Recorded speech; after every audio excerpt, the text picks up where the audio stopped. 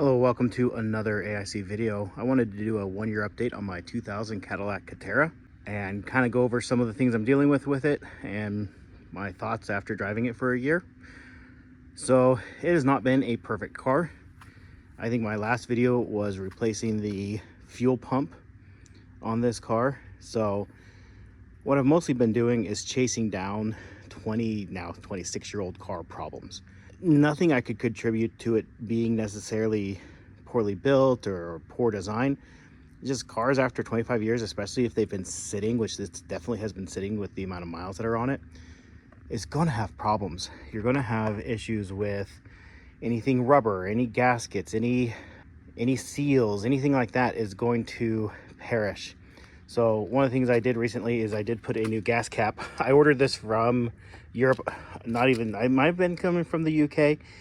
It's the only one I could find that would ship to the US, but it got kind of messed up in the mail. They didn't package it very well, but the clip where the motor goes in, the pin for the motor, actually does keep it closed now, whereas my original was broken. So I did do that. We go ahead and open the interior. I kind of teased this a little bit, but I did upgrade the head unit. And I know it doesn't look as good as the stock head unit, but having a Apple CarPlay, Android Auto capable head unit, such a quality of life thing. All my music's on my phone. I live pretty rural and I drive a lot around, and getting from place to place can be pretty rough. And so having navigation, especially if there's an accident that closes down the highway, to be able to get around that, I don't have, the next surface street being a mile over or being able to drive through a neighborhood. I sometimes have to drive 20 miles out of my way to get around a road shutdown or road closure, And so for me, this has been such a huge improvement in my quality of life in driving around up here.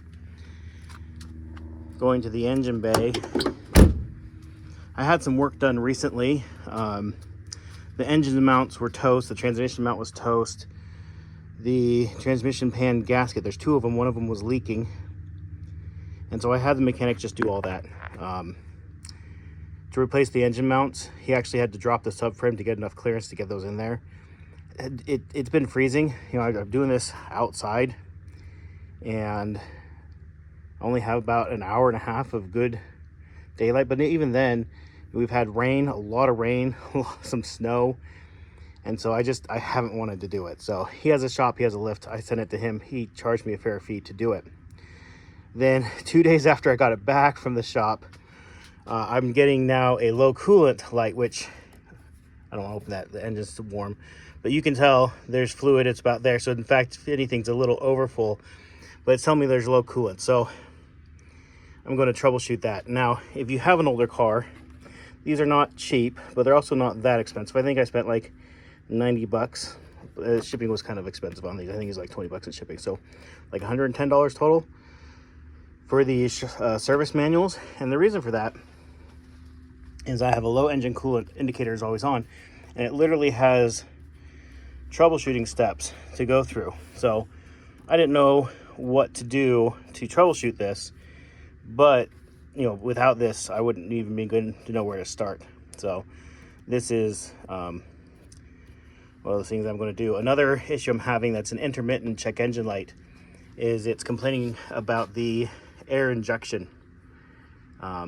It comes on if I do a lot of idling. It turns off when I've just been driving. And so it could be a vacuum leak, it could be the pump itself is going bad.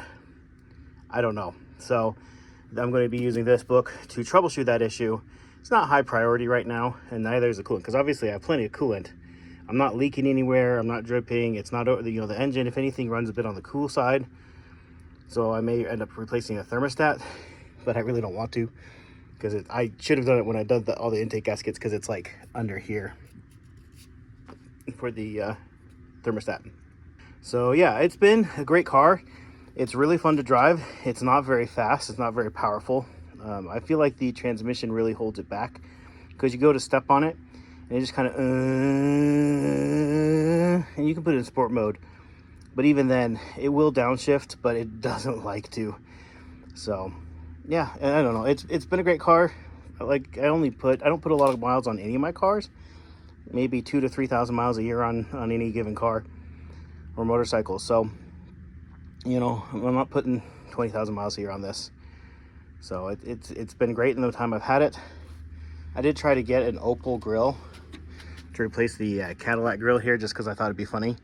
But the people, you know, it had the listing plus shipping, and they wouldn't ship it to America for that price. I'm like, oh, why did you offer it with international shipping? So anyways, just a little update on my Catera. If you have any comments or questions, leave that down below. I'll do my best to answer. Would I recommend picking up one of these? Not for the faint of heart. Like, definitely not as a main vehicle. But if you're looking for something that's kind of unique and different to drive around, and are willing to put in the time to do the repairs, the hardest part for this has been sourcing parts. You know, especially I live in Arizona, so Rock Auto doesn't ship to Arizona right now. And that has really put a damper on me. I still use it as a resource to look up part numbers, but I would buy parts from them twice a week. But, and not just for this, I'm working on this too. So yeah, it kind of sucks right now not being able to get those parts. And you know, Rock Auto was a great source for parts. They don't ship to Arizona right now, and so I'm really having to go out of my way to find parts. So anyways, again, thoughts, comments, questions, leave those down below. I'll do my best to answer. Thank you for watching. Hope you have an amazing day.